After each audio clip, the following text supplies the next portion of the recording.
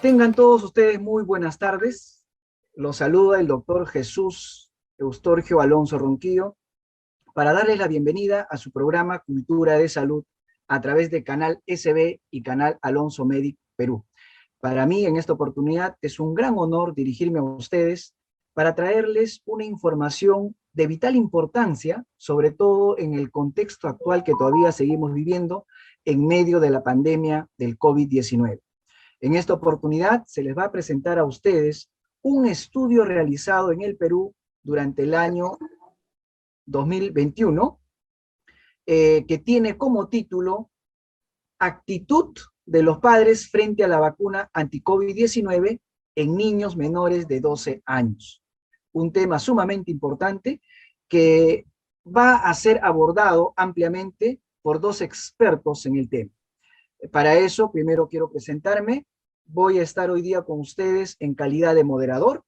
Quien les habla es médico cirujano egresado de la Universidad Nacional Federico Villarreal. Tengo la especialidad de medicina familiar, también soy médico legista y productor y conductor del programa Cultura de Salud. Además, soy docente en la Universidad Científica del Sur, que es por el momento la casa de estudios a donde me dedico en la parte académica. Muy bien, hoy día tenemos el grato honor de contar con la presencia de uno de los expertos y pilares en este estudio realizado en el Perú. Me refiero al doctor Jorge Alave Rosas, quien se encuentra en calidad de expositor. Él va a empezar con la disertación para darnos a conocer los detalles de este estudio realizado. El doctor Jorge Alave Rosas es médico cirujano, también egresado de la Universidad Nacional Federico Villarreal. Tiene la especialidad de infectología y actualmente trabaja como especialista en infectología en la clínica Good Hope. Además, es médico asistente del Departamento de Emergencias del Hospital Nacional Cayetano Heredia y a su vez es docente con amplia experiencia en la vida universitaria, en este caso en la Universidad Peruana Unión. Del mismo modo, tengo el orgullo de presentar al doctor José González Zamora, también en calidad de expositor. Él es médico cirujano, egresado también de mi alma mater, la Universidad Nacional Federico Villarreal. Con mucho orgullo lo tengo que decir. José es médico infectólogo del Jackson Memorial Hospital de Estados Unidos. En este momento él está conectado desde allá. Investigador, además de la vacuna Moderna y plasma convaleciente en Miami, y es docente también con amplia experiencia y además jefe de la cátedra de infectología y codirector del residentado médico de infectología en la Universidad de Miami. Entonces, tenemos con nosotros a dos expertos que nos van a dar detalles y sobre todo la información precisa, una información científica basada en evidencias, para que nosotros también como padres de familia, en general, podamos tomar mejores decisiones, porque seguramente quedarán todavía muchas dudas acerca de la vacuna contra el COVID-19 y sobre todo teniendo presente que van a ser nuestros hijos, nuestros niños menores de 12 años, los que tendrían que recibir la vacuna en algún momento. Muy bien, entonces, con esa introducción doy pase ahora sí para que entre lleno a la exposición al doctor Jorge Alave. Adelante, doctor Jorge Alave, para que pueda hacer la presentación del tema. Muchas gracias por la invitación y por la coordinación en esta actividad. Voy a compartir mi pantalla. ¿Se logra ver? Sí, por supuesto. Sí, gracias. En primer lugar, nuevamente agradecer, ¿no?, la participación de la colaboración en el sentido de la coordinación para esta actividad, que la consideramos relevante porque ya estamos próximos a iniciar la vacunación en este grupo etario de menores de 12 años, ¿no? De 5 a 12 años. Ya está programado esta campaña en la población.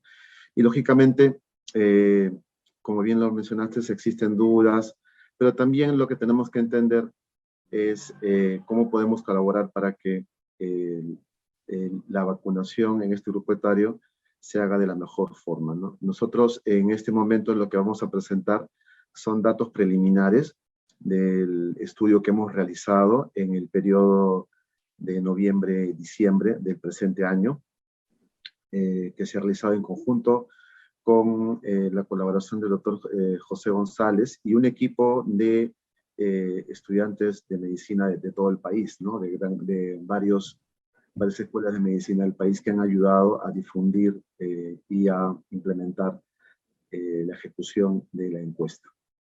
Entonces vamos a mostrar aquí datos preliminares, descriptivos, ¿no? Y lógicamente el análisis más complejo ya se está realizando, porque dicho sea de paso, hemos concluido el estudio recientemente, ¿no? En no más de una semana y media.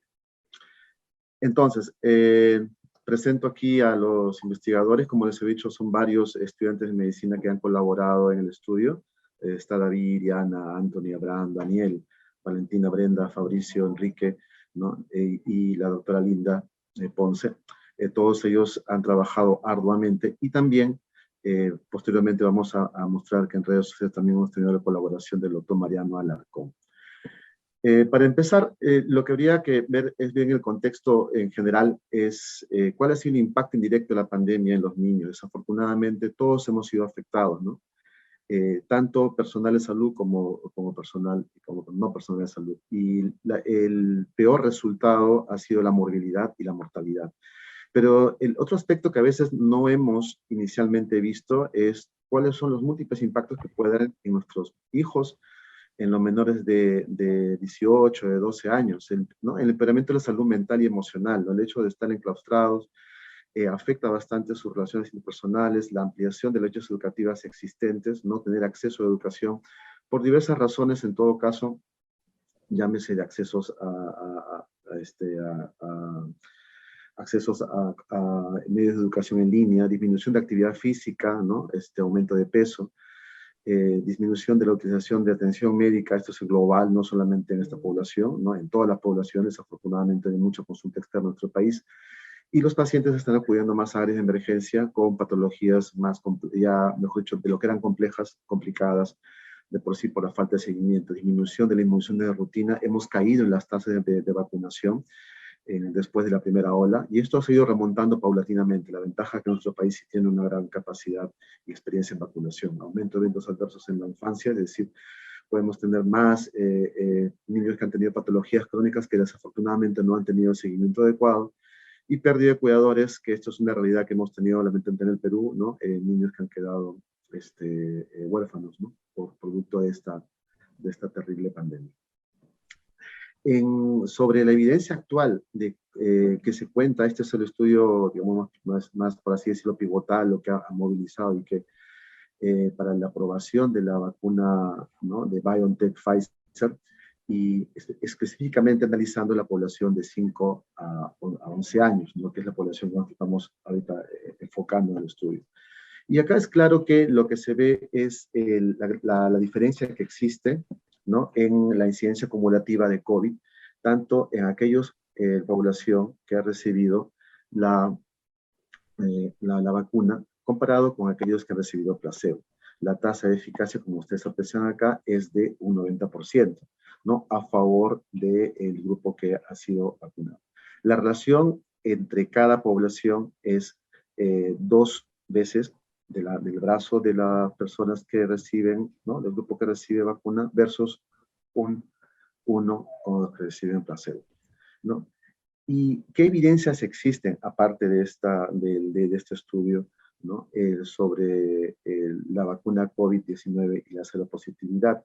En general, en los ensayos lo que se ve es que lo que se ha visto es que aquellas personas que o aquellos menores, pertenecientes al grupo etario que han tenido previamente COVID, reaccionan mejor a la posterior vacunación. Es decir, la generación de anticuerpos es mucho mayor.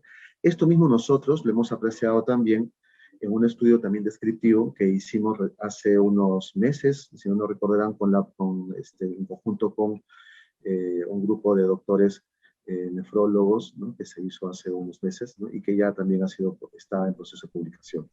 En Estados Unidos ocurre lo mismo, ¿no? El mismo dato, ¿no? Que aquellas personas o aquellos niños de este grupo etario que hayan tenido previamente COVID, a recibir la vacunación, tienen una mejor respuesta Una de las cosas importantes también que hay que tener en cuenta es que los niños, en múltiples estudios se ve que pueden tener infecciones asintomáticas en mayor porcentaje que los adultos. Y esta desafortunadamente, cuanto más, por así decirlo, asintomáticas, hay menos niveles de anticuerpos, ¿no? Cuanto más síntomas o severidad, tienen un mayor nivel de anticuerpos. Esto lo que hace que al final tengamos que pensar es que la vacunación en sí es necesaria en este grupo etario, porque de por sí, al ser asintomáticos en un buen porcentaje, los anticuerpos van disminuyendo en el tiempo y esto también puede disminuir su respuesta posterior, ¿no? Al enfrentarse a nuevos episodios de infección. En función de la evidencia mencionada en las dos láminas previas, ya en promedio de octubre de 2021, es que la FDA aprueba la utilización de Pfizer en este grupo etario de 5 a 11 años. Entonces, esta vacuna ya está aprobada por una institución que regla la administración de la medicación, ¿no? Y recientemente hay un estudio que se ha hecho para ver la prevalencia de los factores asociados, ¿no? En los padres, ¿no? Va a ver si tienen o no intención de vacunación.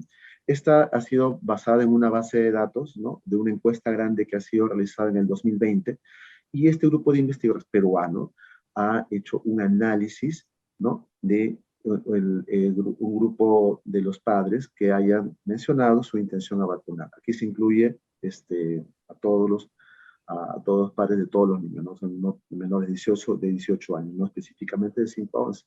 Lo interesante es que en ese momento, ¿no? A mediados de 2020, ¿no? La prevalencia de intención a vacunar era del 7.8. La realidad es diferente y va cambiando en el tiempo. Nosotros, en función de esta data, es que realizamos el tanteo de la muestra que nosotros íbamos a necesitar. Nuestro estudio es un estudio transversal de tipo encuesta en la población peruana. Se ha hecho por medio de dos plataformas, Google Form y Question Pro, ¿no? Y se ha sido administrado del 25 de noviembre al 6 de diciembre. ¿No? En ese lapso de tiempo, con la colaboración de todo el equipo de investigación mencionado previamente, se ha logrado cumplir el objetivo de la población, que hemos calculado en un promedio de 626, ¿no? Estados. El cuestionario ha tenido tiene varios segmentos, ¿no? Características sociodemográficas, hemos hablado acerca del riesgo de los niños a contagiarse, percepción de la necesidad de vacunación por parte de los padres y la percepción de los padres acerca de los eventos adversos a la vacuna. Ustedes aprecian ahí en la lámina un modelo de cómo se presenta la encuesta en Google Form. La validación de esta encuesta ha sido realizada con la participación de 6 expertos en infectología, pediatría y vacunación. Ellos, por medio de un formato de validación de encuesta, ¿no? Nos dieron las sugerencias y sus comentarios y nosotros procedimos a hacer las modificaciones respectivas para que la encuesta sea mejor llevada. Los criterios de inclusión, como ustedes aprecian ahí, básicamente es ser nacional peruana, residir actualmente en Perú y ser padre o madre de un niño menor de 12 años. ¿No? La difusión ha sido por Facebook, Twitter, Instagram, ¿no? Y ahí el agradecimiento especial al doctor Mariano Alarcón, porque por medio de su página el colega es prácticamente un influencer dentro de la terminología actual de redes sociales y ha colaborado bastante con su difusión. ¿No? La variable dependiente es la intención de vacunación. Es la variable con la cual nosotros contrastamos el resto de variables independientes, y como ustedes ven ahí, previamente también habíamos mencionado las partes que tiene nuestra encuesta. El software que se utilizó, el software R versión 4, ¿no? Parte del equipo, en este caso Ander Soriano, él se encargó del análisis preliminar, ¿no? Que se va a mostrar actualmente. Y este estudio ha sido aprobado por el Comité de Ética de la Universidad Peruana Unión, y asimismo, bajo la legislación peruana actual, nos obliga también a que tenemos que inscribirlo a la base de datos PRISA del Instituto Nacional de Salud. Hemos cumplido con todos los requerimientos que nos solicita los estamentos de investigación clínica, ¿no? Y observacional acá en el país. Cedo el momento al doctor González.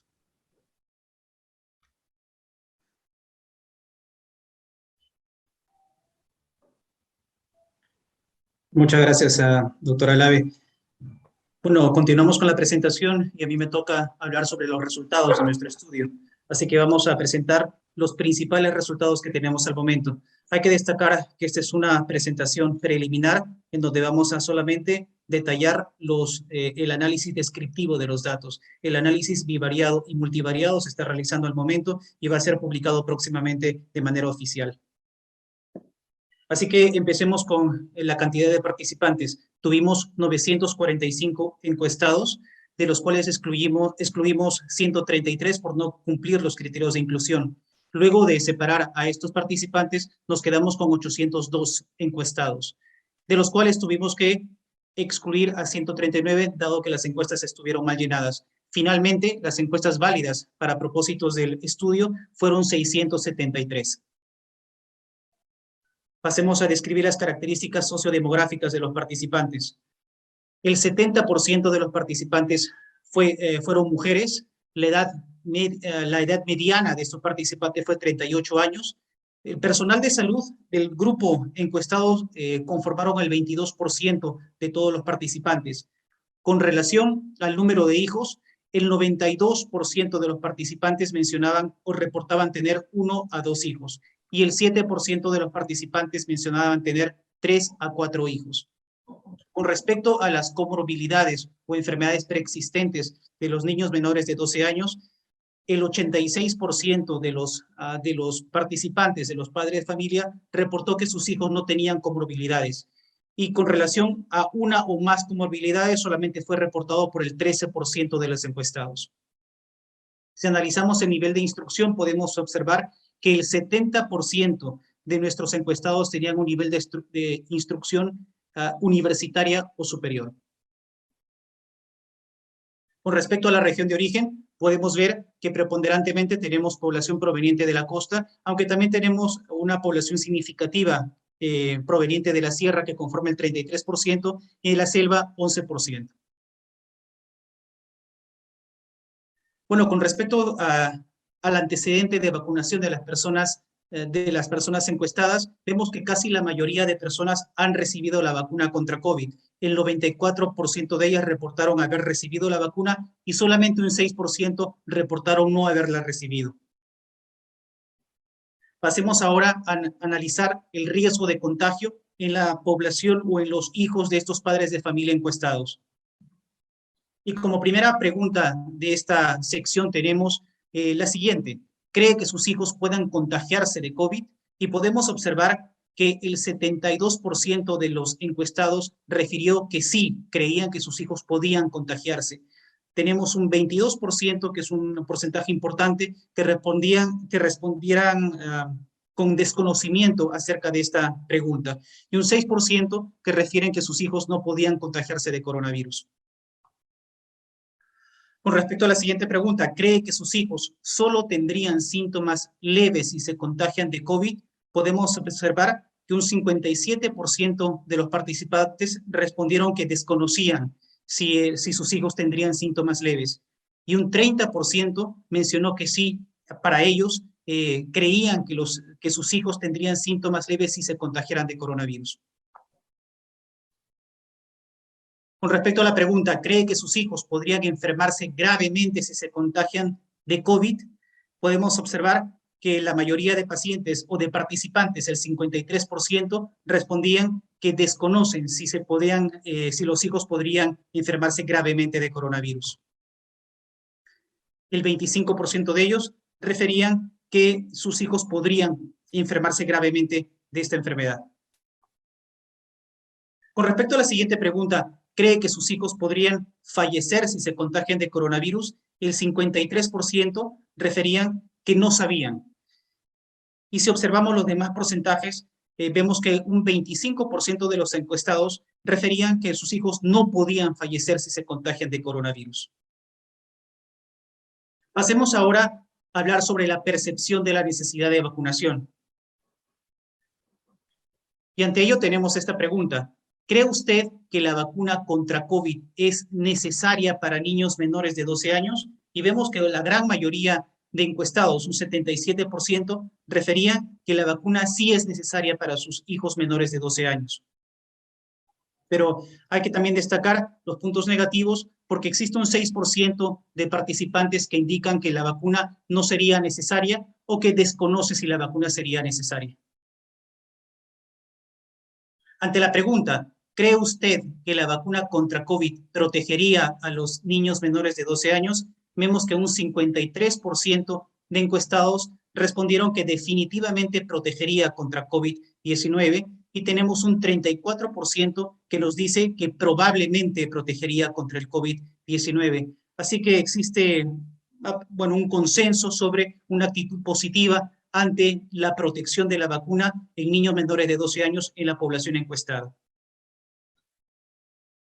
Con respecto a la pregunta, ¿cree que la vacuna para COVID debería ser obligatoria en niños menores de 12 años para regresar al colegio? Nuestros encuestados, el 69% de ellos respondieron que sí creen que debería ser obligatoria, pero tenemos un 22% de encuestados que no creen que debería ser obligatoria y un 9% que desconoce. Como siguiente sección vamos a hablar sobre la intención de vacunar a los hijos. Una de las principales variables que analizamos básicamente es la variable dependiente y está dada por la siguiente pregunta. ¿Vacunaría a su hijo menor de 12 años? Y vemos que el 84% de los encuestados respondería que sí vacunaría a su hijo de 12 años. Y tenemos un 16% de ellos que respondió que no vacunaría a su hijo de esta edad. Con respecto a la pregunta, ¿qué tan pronto vacunaría contra COVID a sus hijos menores de 12 años cuando la vacuna esté disponible para esta edad en Perú? Y vemos que el 56% de los encuestados respondió que vacunaría a sus hijos inmediatamente. Y tenemos un 33% que esperaría un tiempo para saber si la vacuna es segura. Y podemos observar que un 4% solamente lo vacunaría si fuera obligatorio y un 4% también que menciona que nunca los vacunaría. Ante la pregunta, ¿qué vacuna le gustaría que reciba su hijo menor de 12 años en caso que acepte la vacunación? Y vemos que existe una preferencia mayoritaria por la vacuna de Pfizer. El 58% de nuestros encuestados refirieron que preferirían la vacuna de Pfizer para sus hijos menores de 12 años. Pero un dato interesante es que el 23% de nuestros encuestados refirió que le gustaría cualquier vacuna autorizada. Con respecto a los efectos secundarios, tenemos la siguiente pregunta. ¿Qué tan segura cree usted que sería la vacuna para COVID en niños menores de 12 años? Y vemos que el 41% de los encuestados refirió que sería muy segura. El 33% de los encuestados refiere que para ellos sería medianamente segura. Y tenemos un porcentaje menor de 7 y 5% que refiere que sería poco segura o no sería segura, y un 14% de los encuestados que no sabían del tema.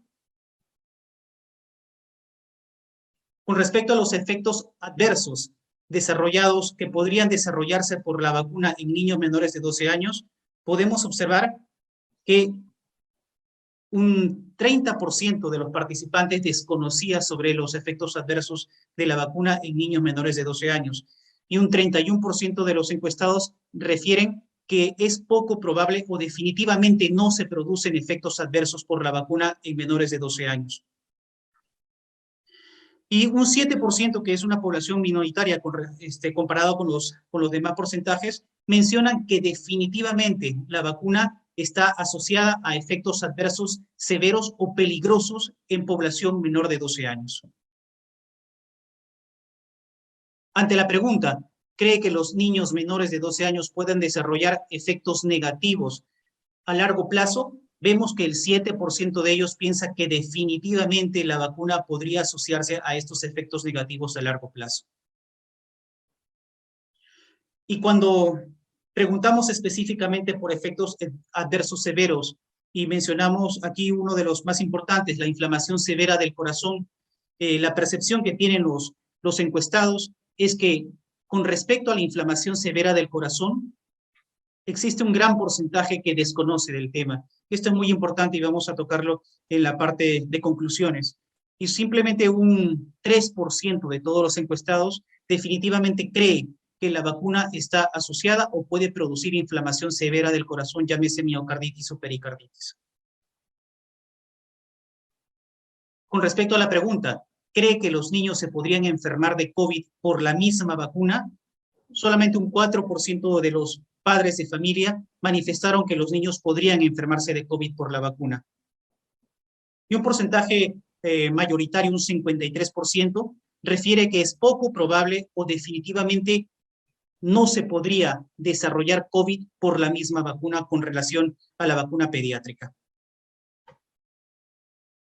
Y finalmente, con respecto a la infertilidad a largo plazo, vemos que la mayoría de participantes encuestados desconoce sobre la infertilidad como efecto adverso de la vacuna. Y solamente un 2% de ello menciona que definitivamente hay una asociación o que la vacuna puede producir infertilidad a largo plazo en esta población menor de 12 años. Y para mencionar un último efecto adverso, los coágulos de sangre, llamados trombosis en términos médicos, en niños menores de 12 años, tenemos que un 1% de los participantes encuestados nos menciona que definitivamente creen que la vacuna produce coágulos de sangre en esta población pediátrica. Pero vemos que un 60% de los encuestados desconoce del tema. Bueno, como conclusiones principales de estos resultados, podemos mencionar que el 16% de los encuestados no vacunaría a sus hijos menores de 12 años contra COVID. Y este porcentaje, si lo comparamos a los estudios mencionados previamente, el estudio latinoamericano realizado por el grupo peruano, es significativamente mayor, ya que este porcentaje descrito para población peruana fue de 7.3%. Pero hay que destacar que la población que se evaluó no fue la misma, ya que en este estudio se evaluó población pediátrica menor de 18 años y nuestra población está enfocada básicamente a niños menores de 12 años. En este sentido, es el primer estudio peruano que reporta datos con esta población. Y existe otra encuesta que fue difundida hace muy poco, en octubre, en Estados Unidos, de la encuesta perteneciente al Kaiser Family Foundation. Y podemos observar que según esta encuesta aplicada en Estados Unidos, el 30% de los encuestados mencionan que definitivamente no vacunarían a sus hijos de 5 a 11 años. Y este porcentaje es mayor al reportado en nuestro estudio. Bueno, como conclusiones podemos mencionar que una gran mayoría cree que sus hijos podrían contagiarse de COVID. Sin embargo, un gran porcentaje desconoce la severidad del coronavirus en niños. Más del 80% de los encuestados cree que la vacuna protegería y es necesaria para niños menores de 12 años. El 70% de los padres cree que la obligatoriedad de la vacuna debería emplearse como una medida de salud pública para regresar al colegio. Los padres preferían mayoritariamente la vacuna de Pfizer en aproximadamente 60% de los encuestados. Y casi un 60% vacunaría a su hijo inmediatamente. Pero existe un porcentaje significativo, un 33% que esperaría un tiempo. Existió un 40% de padres que asocian a la vacuna con efectos adversos peligrosos. Sin embargo, un gran porcentaje de ellos desconoce cuáles son estos efectos adversos serios, más del 50%. Así que, basado en estos resultados, podemos hacer la siguiente recomendación, que es necesario implementar campañas de educación, principalmente en nuestra sierra peruana. Hay que destacar que el estudio o el análisis bivariado y multivariado muestra que existe cierta asociación entre la procedencia de la sierra peruana con la poca intención a vacunarse. Este resultado no ha sido mencionado, pero sí tenemos datos ya preliminares de esta asociación mediante el análisis bivariado. Claro, tenemos que también orientar a mejorar el conocimiento sobre las consecuencias del coronavirus en población pediátrica y los potenciales efectos adversos de las vacunas. Bueno, eso sería todo. Quisiera agradecer a cada uno de los participantes de esta encuesta que de forma desinteresada participaron en este estudio, agradecerles porque su participación ha sido muy importante para contribuir más al desarrollo de la ciencia, sobre todo en esta época de pandemia, y con respecto a la vacunación en población pediátrica. Muchísimas gracias.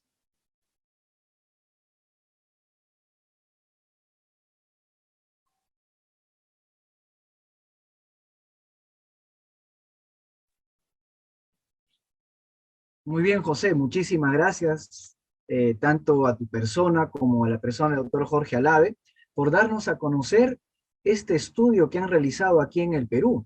Es muy interesante lo que acaba, y resalto lo que acaba de decir al final, ¿no?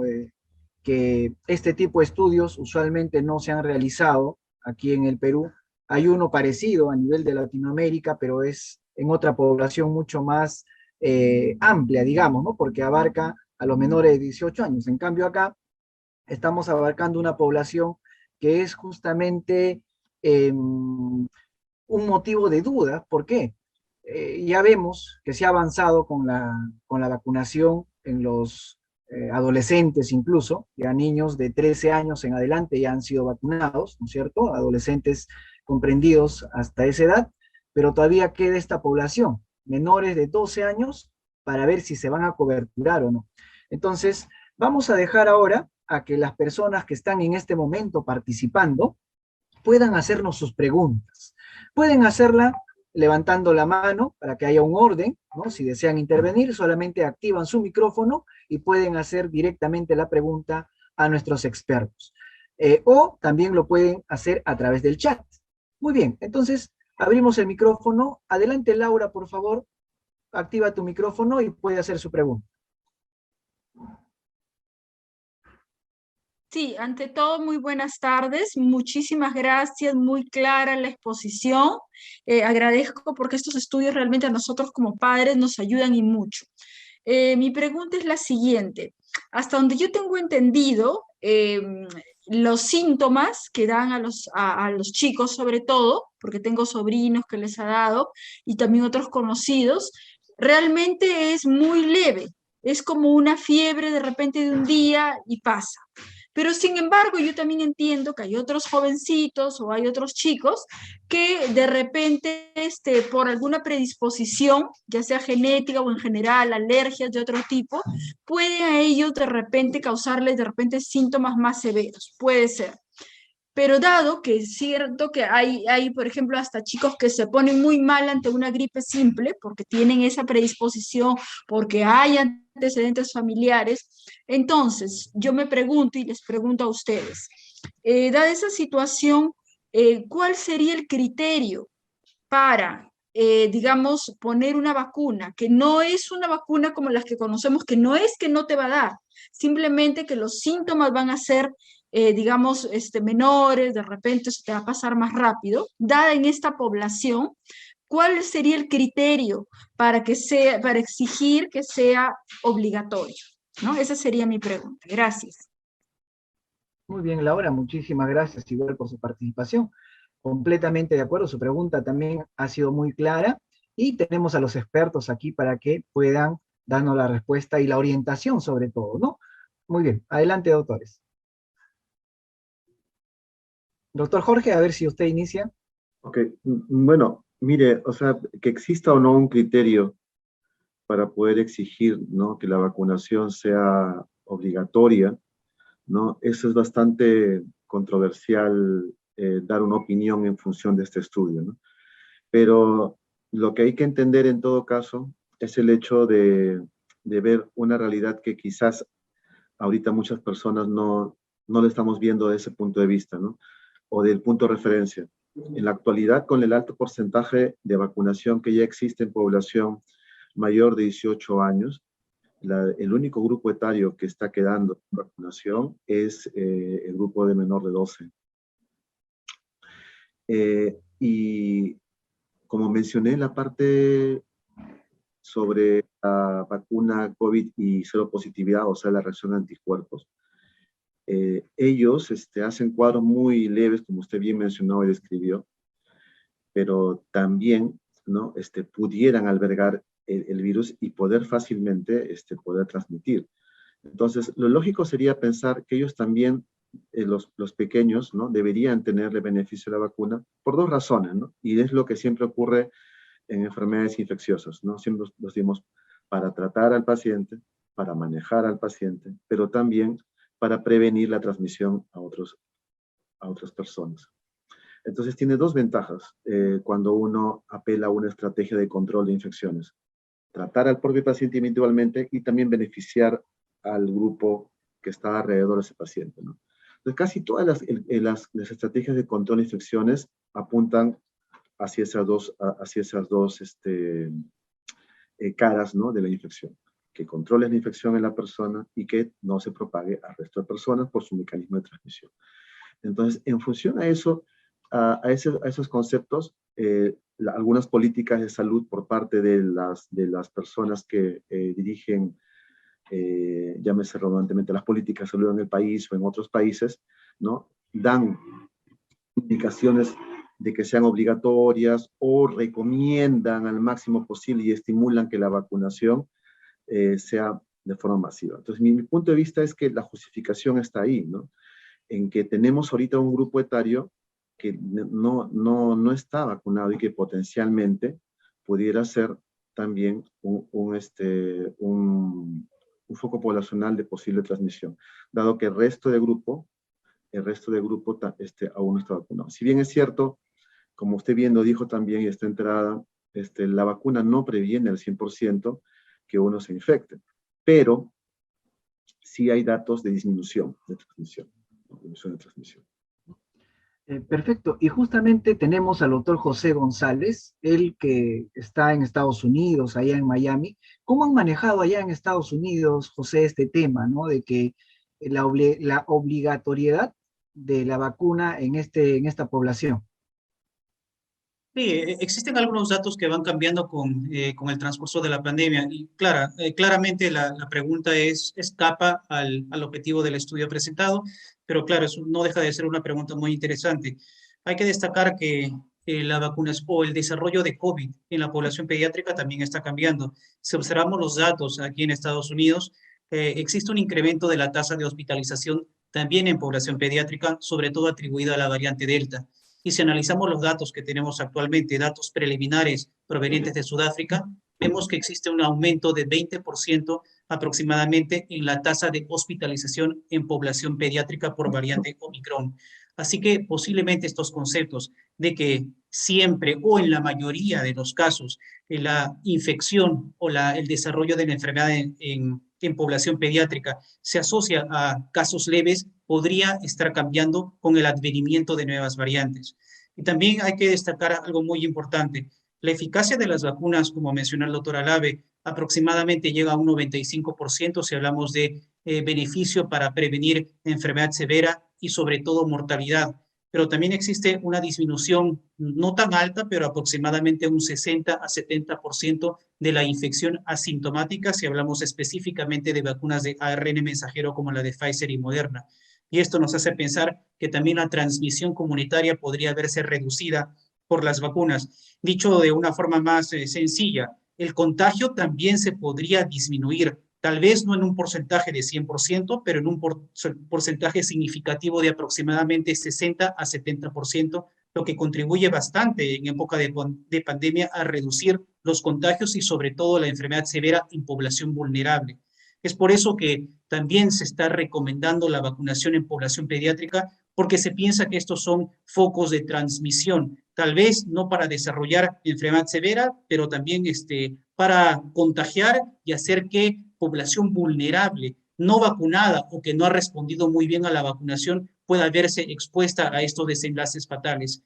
Así que yo creo que existen muchos beneficios para esta vacuna en la población pediátrica y tampoco hay que olvidar el desarrollo de manifestaciones severas en esta población pediátrica, y me refiero específicamente al síndrome multisistémico inflamatorio, que se está reportando crecientemente. A veces es un síndrome que pasa subdiagnosticado porque no se tienen las herramientas necesarias o no se cuenta tal vez en ciertos localidades con el conocimiento de desarrollo de esta patología, pero en Estados Unidos se está identificando cada vez más.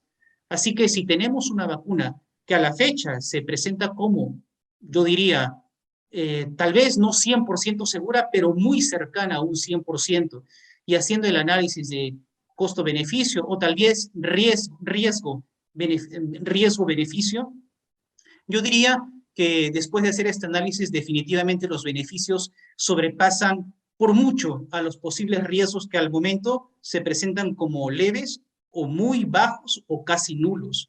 Hay que destacar que en la población de 5 a 11 años no solamente tenemos datos provenientes de ensayo clínico, ya tenemos datos de efectividad en el mundo real.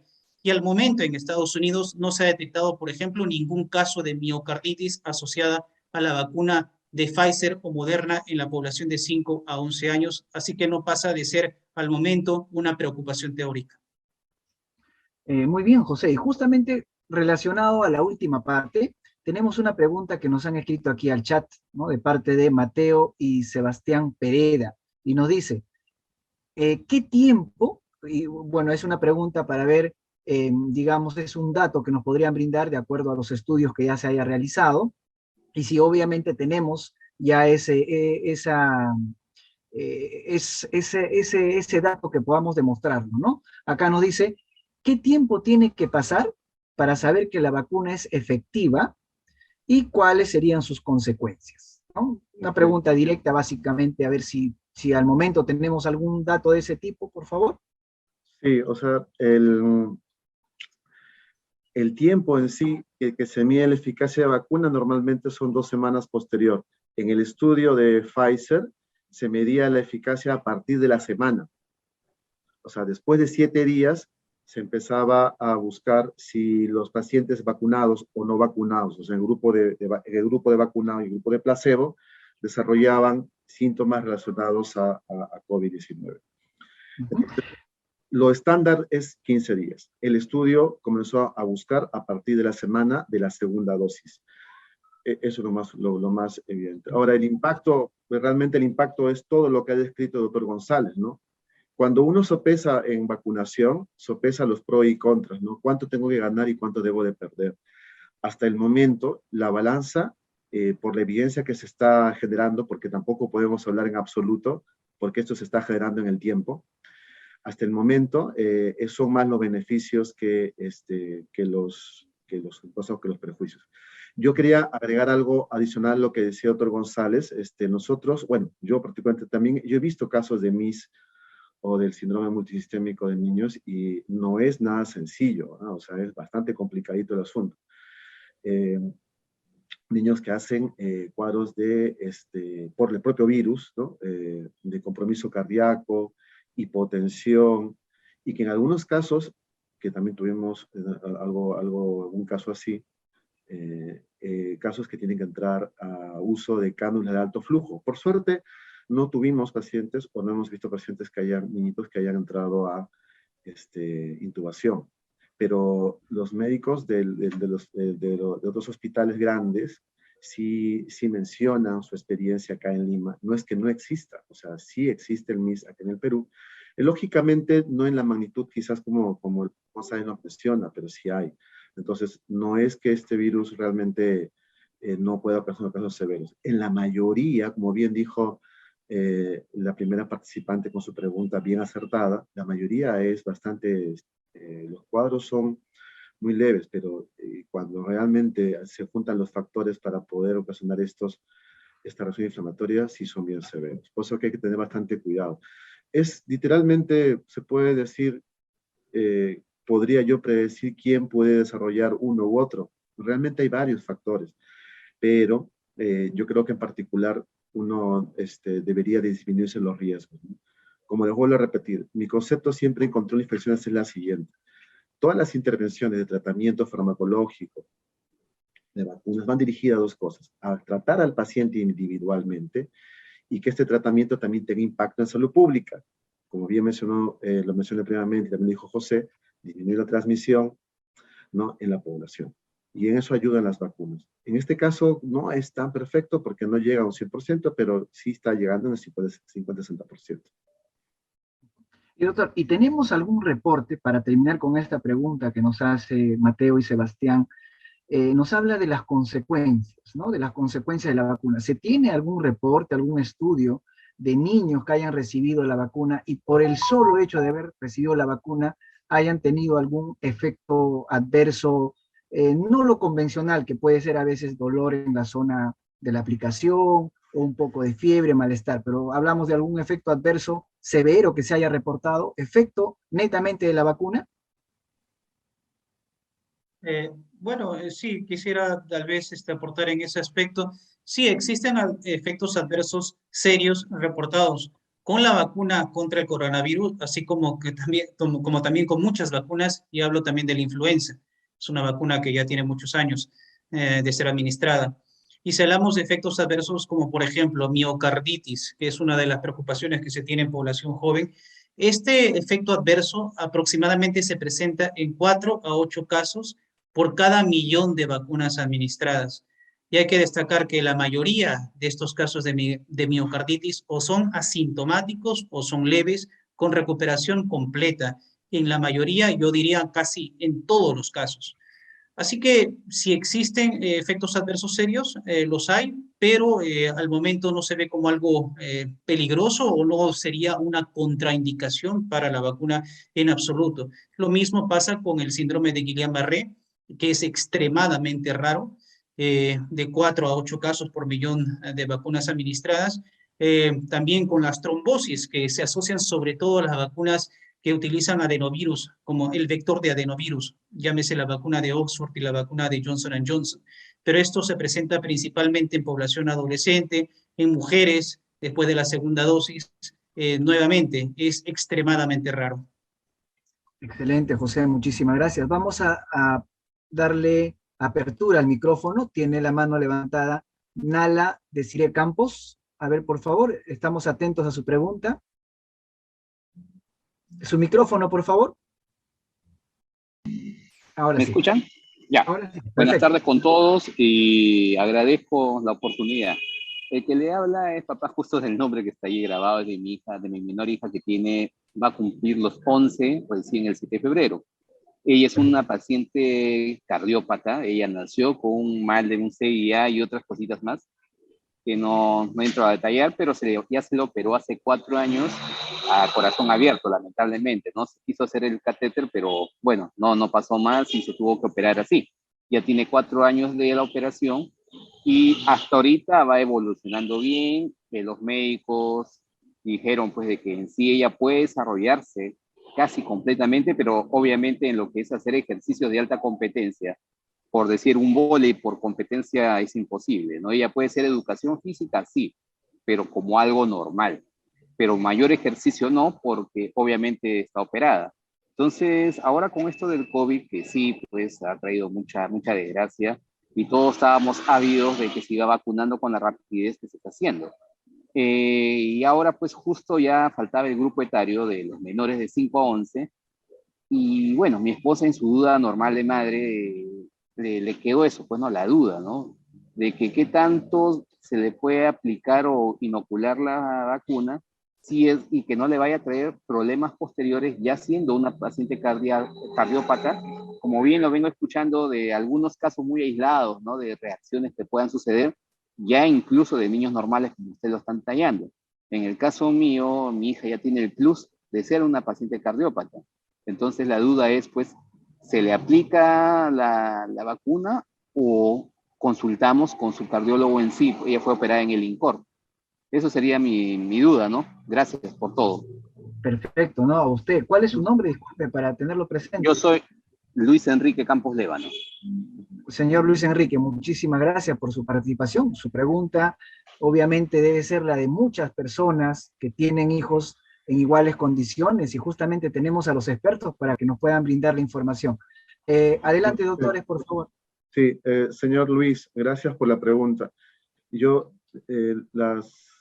Muchas de las respuestas tenemos que ponerlos en los niños, lo hacemos en parangón de los adultos, porque de igual forma los ensayos clínicos en los niños son bien limitados para cualquier enfermedad, ¿no?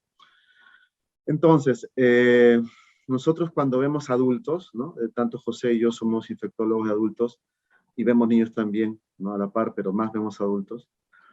Cuando tenemos pacientes con cáncer o pacientes con trasplante, o no, incluso cardíacos de todo tipo, en el caso del COVID no hemos escatimado en que se vacunen. Sí recomendamos la vacunación. Porque como bien dijimos hace un momento y también lo dijo el doctor González, ¿no? Cuando uno pone en la balanza los pros y contras, hay más pro que contras en la vacuna. La vacuna, como una cirugía, tiene que ser asumida como un procedimiento con potenciales efectos adversos, ¿no? Y si uno lo sopesa bien, toma la decisión. Ese es el escenario en que está en cualquier tipo de intervención médica. A veces yo a los pacientes también les digo, ¿no? Por ejemplo, si le van a colocar una vía endovenosa, eso también constituye un procedimiento médico de riesgo. ¿Que es mínimo? Claro que sí. La evidencia actual, lo interesante es que, como bien mencionó el doctor González, también lo mencionamos nosotros, es que los efectos adversos hasta el momento de los ensayos clínicos que se está viendo en los niños, no es tan alto como se ha visto en población adulta, ¿no? Hemos visto varias cosas que se están registrando, pero hasta el momento es la data que le podemos mencionar, ¿no? No hay tantos efectos adversos. Pero ya de por sí, claro, por la comorbilidad que tiene, ¿no? Su menor hijita, le pone un escenario de potencialidades de poder tener no un efecto adverso, sino que si pudiera haber alguna reacción, quizás no va a ser su misma respuesta que en otra persona. Eso es lo único que yo en este momento le podría decir. Pero si usted me dice, por ejemplo, ¿usted ha recomendado vacunación en trasplantados? Sí. En quimioterapia, en pacientes con cáncer, sí. ¿Ha recomendado en pacientes con lupus, muy mal, todo adultos? Sí. No he dejado de recomendarlo. En embarazadas, sí, también lo he recomendado. Pero, claro, está de que también hay otro concepto ahí, no en estos pacientes inmunosuprimidos, cosa que no es su hija en todo caso, porque ya está corregido, pero en algunos pacientes con bajas defensas por muchas enfermedades, no se recomienda alguna vacuna que tenga virus de vector, ¿no? Por ejemplo, en este caso, AstraZeneca, ese tipo de vacunas, ¿no? Lo interesante es que la vacuna aprobada hasta el momento en los niños son las vacunas de ARN. Entonces, no tienen ese mecanismo potencial que si estuvieran con defensas bajas, pudiera ocasionar la activación de una enfermedad viral dentro de su cuerpito, ¿no? No, en este caso no. Está aprobándose una vacuna de tipo ARN. Pero ese es el escenario que le digo, ¿no? Uno tiene que sopesar entre los pros y contra, ¿no? Perfecto, muy bien, completamente clara la respuesta. Y tenemos una pregunta también en el chat. Mónica Esteban nos dice, mi pregunta sería, ¿es recomendable hacer algún chequeo previo a mi hijo de 8 años antes de ponerle la vacuna? ¿No? Si es necesario hacer algún chequeo previo. Y dice, aún no lo vacuno, pero el COVID, para el COVID, no lo vacuno para el COVID, y tengo esa duda sobre todo por los efectos que le puedan causar. Hasta el momento, solo una vez le realicé una prueba rápida y le salió negativo. Entonces, en todo caso, la pregunta, porque la respuesta va a ser que sí es necesario hacer un chequeo preventivo, siempre hacer, bueno, yo hago, por ejemplo, medicina preventiva, un chequeo al año siempre es bueno, así uno esté sano, para mantenerse sano. La pregunta en todo caso sería para ustedes, doctores, ¿cuáles serían las pruebas que ustedes recomiendan, ¿no? Como parte preventiva para que, digamos, una madre que va a vacunar a su hijo tenga la completa seguridad de que su hijo está bien controlado y que si recibe la vacuna, pues el efecto sea el deseado, que es generar inmunidad y no tenga los efectos adversos, ¿no? Bueno, en ese sentido, realmente no se recomienda ningún chequeo previo a la vacunación en población pediátrica. Sabemos ya por ensayo clínico y por evidencia en el mundo real que son vacunas completamente seguras y que la posibilidad de efectos adversos es casi nula. Así que yo diría, en general, de forma práctica, no existe ninguna contraindicación para la vacunación pediátrica. Las vacunas, estamos hablando de las vacunas de COVID y específicamente las vacunas de ARN mensajero, no existe ninguna contraindicación para recibirlas. La única, diría yo, salvedad sería personas que tienen una reacción alérgica severa de hipersensibilidad a componentes de la vacuna, por ejemplo, el polietilenglicol, lo cual es sumamente, extremadamente raro. Así que en ese sentido yo no recomiendo ningún chequeo antes de ponerse la vacuna. Excelente, ninguna prueba previa entonces, más que de repente si es un control de niño sano, que siga acudiendo a sus controles, que reciba sus vacunas para las otras enfermedades que se puedan prevenir, ¿sí? Como hacer una vida de salud preventiva normal. Muy bien, vamos a abrir el micrófono a Clara Vera. Clara Vera, por favor, si pudieras activar tu audio, tiene la mano levantada para hacer su pregunta. Sí, hola, buenas tardes, muchas gracias. Buenas En tardes. parte he respondido lo que iba a preguntar. Por parte de padre, hacemos celulitis. No se sabe hasta ahora, al menos, bueno, yo tengo 60 años, mi padre hacía celulitis, mi abuela hacía celulitis, mi hija hace celulitis, pero no siempre, o sea, a veces puedo tener una picadura y tener un corte, no pasa nada, pero de pronto algo ocurre y bueno, nos da la celulitis. ¿A dónde voy? Yo me he puesto ya 2 vacunas por la edad que tengo y me iba a poner la tercera, me toca en febrero. Mi hija no se ha puesto la vacuna porque tiene un problema en piel ahorita, un problema muy severo con algunas infecciones. Entonces, no hay médico que indique que si se aplica la vacuna, pues vaya a, a ocurrir mayor infección en las heridas que tiene. Bueno, no les podría decir, es como si fuera una alergia ah, en todo el cuerpo, en todo el cuerpo. Entonces, ¿qué anda en ese caso? ¿A dónde recurrir? ¿Qué hacer con ella? Porque no sale de casa, no sale de casa, justamente por ese miedo. A ver si alguien me podría decir a dónde recurrir. Estoy en Lima. Gracias. Lo más indicado, si es que hay sospecha de una reacción de ese tipo, que no creo que esté tan asociado en sí, pero probablemente lo que habría que verlo es con un alergista, ¿no? Existen los inmunólogos, los alergistas, ellos podrían determinar muy bien y hacer los estudios, ¿no? Porque ellos hacen descartes o incluso mapeo de inmunoglobulinas, ¿no? De anticuerpos, de todos los subtipos, y también pueden hacer estudios exploratorios de inmunidad celular para ver niveles de CD4, CD8, ¿no? Y si ahí encuentran alguna alteración, ellos inician ya la exploración de cada línea de inmunidad, ¿no? De inmunidad celular, de inmunidad de anticuerpos, de humoral. Ese sería el consejo, ¿no? Acudir a un inmunólogo o un alergista. En el Hospital del Niño tienen buen equipo de inmunólogos. Perfecto. Muy bien. Tenemos otra pregunta con respecto a ver, hay algunas que ya se han ido respondiendo incluso, porque nos hablan sobre, a ver, nos preguntan sobre alguna contraindicación en niños. Bueno, el doctor José González lo mencionó que no habría ninguna, salvo que tenga un problema de hipersensibilidad, se mencionó. A ver, vamos a ver otra pregunta acá. Igual, en niños, por ejemplo, ¿qué se sabe con respecto a niños que tienen diagnóstico de asma, que actualmente están con tratamiento, que utilizan su broncodilatador?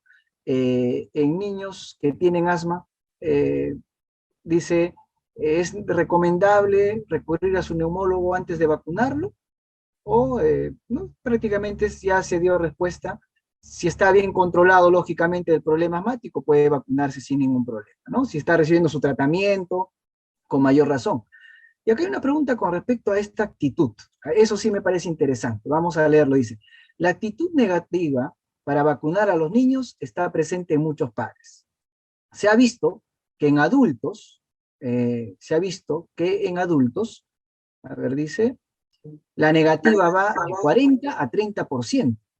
Y dice, no es por desconocer la función de la vacuna. Existen, miren, y esto es importante porque a mí también me consta, existen médicos, dice, opuestos a la vacunación, ¿no? Incluso por ahí lo publican abiertamente y a mí también me ha llegado muchas veces esos mensajes, ¿no? Y yo pensaba que no eran médicos y uno lo busca en Conoce tu médico del Colegio Médico del Perú y están debidamente registrados, incluso han sido autoridades y todo, ¿no? Básicamente un tema político, me parece. Pero dice bien claro acá, existen médicos opuestos a la vacunación. Entonces, y nos dice qué factores son importantes en la negativa a la vacuna y qué podemos hacer frente a ello. Y esta se complementa con otra pregunta, nos dice, cuáles serían las recomendaciones ante esta actitud negativa de algunos padres para vacunar a sus hijos, porque en este caso estamos hablando de una población dependiente, es una población que depende de la decisión del padre de familia, ¿no? Porque si nuestros niños les hicieras entender fácilmente, mira, te doy la información y esto te va a proteger, yo estoy seguro que el niño va a decir, es mi vida, entonces me vacuno, pero aquí más se genera, como se dice, una actitud negativa de los padres y de algunos profesionales, sobre todo aquí en el Perú, que hay que mencionarlo, que a veces influencian de mala manera. Por eso es importante recibir información precisa, basada en evidencia, como es esta conferencia que estamos recibiendo hoy día de la mano de dos expertos. Muy bien, entonces le dejo la pregunta para que nos pueda responder, primero Jorge y después José. ¿Qué haríamos ante esa actitud negativa, ¿no? Tanto de los padres de familia como por parte de algunos profesionales. Bueno, lo primero y más importante es este tipo de actividades, ¿no? De difusión del conocimiento. Entonces, cuanto más información se genere en nuestra realidad, ¿no? Se destaque, se caracterice cuáles podrían ser los factores o las características y de ahí diseñar intervenciones. Con solamente el hecho de haber encontrado que hemos tenido un 16% en comparación de un 7.3, 7.8% de un estudio previo, aunque es población diferente, ¿no? Otro tuvo población de 18 años, ya es bastante porque eso tiene que llamar la atención a las autoridades locales, ¿no? Y nacionales para implementar estrategias de mejorar la información. Si ustedes se dan cuenta, durante la presentación del doctor José, él menciona algunos acápites del no sé. O sea, hay muchos padres que mencionan no sé, y eso es normal, desconocen. Si se desconoce poco por parte de los colegas acerca de la enfermedad, imagínense de la población general. Entonces, la mejor estrategia es difundir el conocimiento, difundir la información. Cuanto más información llegue de la forma correcta y por los medios correctos, se va a tratar de, o se va a disminuir estas famosas fake news que están haciendo bastante daño a la población. Entonces, yo diría que este tipo de actividades contribuye, que el tipo de investigación que se haga de similares a estas, o que ya hizo este grupo peruano también previamente con la encuesta del año pasado, también. Ese tipo de información va a ayudar a que más población entienda y se informe mejor y tome una buena decisión. José, no sé si quieres adicionar. No, completamente de acuerdo. Necesitamos educación, no solamente a los padres de familia, sino también al gremio médico. Hay que recordar que las vacunas al momento han sido autorizadas no solamente por la FDA, también el uso está reafirmado por la CDC americana. Así que no son vacunas experimentales, son vacunas que han pasado regulaciones y procesos de aprobación muy rigurosos en países del primer mundo. Así que esto debería generar confianza en la población. Y definitivamente existen algunos colegas que están contra de la vacunación. Eso es comprensible, posiblemente por desconocimiento. Pero yo creo que a nivel de país tenemos que guiarnos por las opiniones oficiales de las sociedades científicas. Por ejemplo, Sociedad de Medicina Interna, Neumología, cualquier sociedad debidamente formada puede dar una opinión científica valedera sobre la vacuna. Y yo creo que no deberíamos prestar atención a esas opiniones antivacunas. Lo mismo, yo creo que se presentó en su momento con medicamentos, Inmunocal, vitamina C, ivermectina, que como sabemos la desesperación hace que las personas puedan de repente ver a ciertos medicamentos o guiarse de ciertos pensamientos que en realidad a finales no tienen ninguna utilidad. Así que yo creo que todas las fuentes de información que sean por los canales oficiales, por sociedades científicas, por el Ministerio de Salud. Excelente, José. Y justamente el programa Cultura de Salud que nosotros transmitimos a través de canales CB, Canal Alonso Medic Perú, tienen esa finalidad de brindar este espacio para que la información llegue de manera adecuada, de manera correcta, y sobre todo por las personas autorizadas. En este caso, personal médico, que está directamente trabajando con los pacientes, que hace investigación como ustedes. Ustedes bien claro lo han resaltado, ¿no? De que son el primer estudio realizado aquí en el Perú sobre este tipo de, digamos, de actitud que tienen los padres de familia frente a la vacuna contra el COVID-19 en niños menores de 12 años. Por ahí de repente hay otros estudios que en el camino irán saliendo, enfocados de repente desde otra perspectiva, pero todo eso contribuye a que nuestra población tenga la información precisa y pueda tomar mejor decisiones. Y sobre todo los padres de familia, ¿no es cierto?, pensando en sus hijos, pensando en lo mejor para ellos, tengan la información adecuada para que la decisión sea correcta. Porque lo que nosotros queremos como profesionales, como médicos, es que la salud de nuestra población se vea protegida. Lo que queremos es proteger la salud. Y justamente hay una pregunta directa aquí que nos hacen en el chat. Dice, ¿cuál es la recomendación de la dosis de la vacuna para niños, ¿no? En caso que ya se pueda aplicar, ¿cuál es la recomendación de la dosis? ¿Y cuántas veces? Y su separación en tiempo, ¿no? Eso es la pregunta directa que nos hace. Sí, no, la dosis que se le da son 10 microgramos y se separa 21 días. El tiempo es muy similar en adultos, ¿no? La dosis sí de 10 microgramos. ¿Es independientemente de la vacuna? Por ejemplo, si recibe No, Sinopharm, eso es diferente. Este es de Pfizer. Es de Pfizer. Es verdad también, como hay una pregunta que vi acerca de Sinopharm, es cierto, Sinopharm, Sinovac también se puede aplicar en niños, ¿no? Hay también estudios que se han propiciado. La ventaja es que, claro, Sinopharm y Sinovac son virus muertos, ¿no? Entonces no hay ningún problema también de posibles reacciones.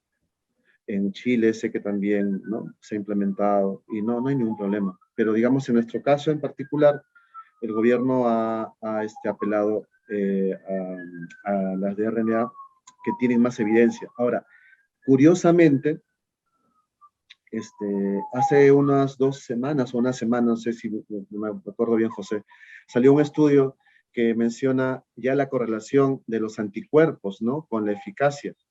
Y corrobora un poco lo que nosotros hicimos hace unos meses, ¿no? Es un estudio que hicimos en médicos vacunados y vimos los niveles de anticuerpos. Y sí, o sea, sí aparentemente tener un nivel de anticuerpos altos ayuda o en todo caso disminuye la chance de que la persona haga una enfermedad, ¿no?, o desarrolle enfermedad. Eso mismo sucede. Como ustedes ven también, Pfizer es una de las vacunas que estimula más generación de anticuerpos. Yo estimo que esa tiene que ser una de las razones por las cuales el gobierno ha optado por apostar por la vacuna de RNA mensajero. También lo pudo haber hecho por la otra, no hay ningún problema. Pero si me hablan de ventajas, hay otra ventaja que vendría a ser la mayor generación de anticuerpos por parte de vacunas de RNA mensajero. Perfecto. Tenemos otra pregunta con respecto a lo que mencionó José, de que la única contraindicación sería la hipersensibilidad a alguno de los componentes de la vacuna. Aquí nos escriben y nos dicen si podrías detallar a qué componente se refiere, ¿no? Y si lo podrías describir, porque le fue un poco complicado entender esa situación, ¿no? O sea, porque en realidad la única contraindicación en niños sería esa, ¿no? De que sea hipersensible o que tenga alergia a alguno de los componentes de la vacuna. Si nos podrías dar detalles, por favor, José. Sí, justo le respondía la participante por interno, polietilenglicol. Ese es el componente de la vacuna que sinceramente yo particularmente no he visto ningún caso de hipersensibilidad a ese componente, pero si revisamos las recomendaciones está documentado como contraindicación, siempre y cuando sea reacción una reacción alérgica severa, hipersensibilidad tipo 4, tipo anafilaxis. De otro modo, si es una reacción leve, igual se podría recibir la vacuna. Muy bien, y aprovechamos la pregunta aquí, ustedes que son infectólogos y ven muchos de estos casos, dice, ¿por qué los pacientes que tuvieron herpes zóster, yo también he tenido pacientes con herpes zóster que los he tratado durante la pandemia, no directamente relacionado con el tema de vacunas, sino ya por un tema de inmunidad aparte, ¿no? Pero acá nos hacen una relación, dice, ¿por qué los pacientes que tuvieron herpes zóster les cae mal la vacuna? Esto ha limitado su dosis de refuerzo a un familiar. En este caso se supone que es un familiar adulto que ya le tocaba su segunda dosis y por el motivo del herpes no pudo colocarse. Pero dice, ¿puede darse esto en niños? No recuerdo ver esto de que interrumpa la vacuna, ¿no? Pero si tiene el evento, durante el evento, de hecho, no debe recibirla, ¿no? Cualquier vacuna, pero no Nosotros el herpes en caso de adultos y niños también lo que nos demuestra es inmunosupresión, ¿no? Transitoria en todo caso, ¿no? Porque es reactivación. Pero más allá de eso, no. Si está en el momento del herpes, no puede recibir la vacuna. ¿No? Tiene que pasar el evento de la enfermedad y posterior a eso recibir la vacuna. Pero que esto tenga una correlación directa, no, desconozco. Completamente de acuerdo. No hay una correlación entre herpes zóster y las reacciones adversas de la vacuna. Una persona que tuvo herpes, sin problemas puede recibir la vacuna de COVID. Ahora, lo que se ha descrito, bueno, en la pandemia, la parte inicial de la pandemia fue reactivación de herpes en pacientes con COVID, no relacionados con la vacuna, sino por la misma enfermedad, ya que desarrollaban linfopenia y presuntamente una inmunosupresión que hace que se reactive el herpes zóster. Pero claro, esto ha quedado como simplemente datos anecdóticos, no hay una evidencia de una asociación sólida entre estas dos patologías. Perfecto, José. Entonces, muchísimas gracias por la participación a todos. Para mí ha sido un honor tenerlos hoy día en el programa, como siempre, José, brindándonos información precisa, sobre todo con información actualizada. Hemos hablado mucho, nos hemos explayado en otras oportunidades acerca de la variante del coronavirus. Igual, Jorge, agradezco tu participación y sobre todo que has estado encabezando este equipo de investigación. He visto que han colaborado también estudiantes, ¿no?, de medicina, a los cuales también los felicito, y sobre todo que se vean incentivados de que aquí en el Perú también se puede hacer investigación. Para nosotros, desde su programa Cultura de Salud, vamos a comprometernos también en que esta información pueda seguir llegando a otras personas, por cuestiones de tiempo, por cuestiones de trabajo, a veces no han podido, porque ahí me han estado escribiendo muchos, la grabación va a ser compartida, se va a retransmitir también esta información para que siga llegando la información correcta. Nuevamente, agradezco también a todas las personas que han estado con nosotros enlazados directamente a través del Facebook y a través de las diversas plataformas de Canal SB y Alonso Media Perú. Conmigo será hasta otra oportunidad, doctor José González, doctor Jorge Alave, muchísimas gracias nuevamente por su presentación, por la iniciativa que ustedes tienen para hacer investigación aquí en el Perú y sobre todo pensando en la salud pública de nuestro país. Muchísimas gracias nuevamente, nos despedimos y será hasta otra oportunidad en su programa Cultura de Salud. Muy amables. Abrazos a la distancia, José, Jorge, cuídense mucho. Muy amables.